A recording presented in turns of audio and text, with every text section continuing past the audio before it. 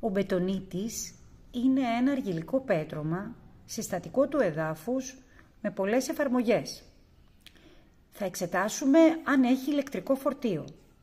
Για να το πετύχουμε αυτό, θα τον αναμίξουμε με νερό και θα δημιουργήσουμε ένα χυλό όπως αυτό που βλέπετε στην εικόνα. Κατόπιν, με τη βοήθεια μιας μπαταρίας σταθερής τάσης, θα συνδέσουμε τους πόλους της μπαταρίας με καλώδια με το υλικό μας, με τον πυλό μας.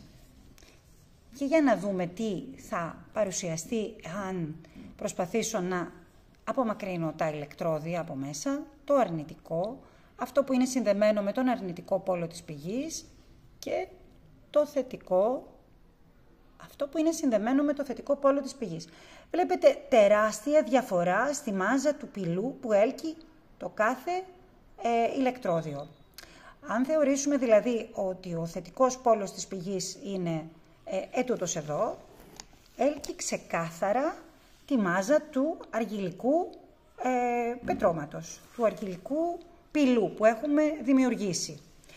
Αυτό μας κάνει να σκεφτούμε ότι ο πυλός, ο μπετονίτης, είναι φορτισμένος, φέρει φορτία και αν έλκεται από το θετικό πόλο της πηγής, τι φορτίο θα έχει?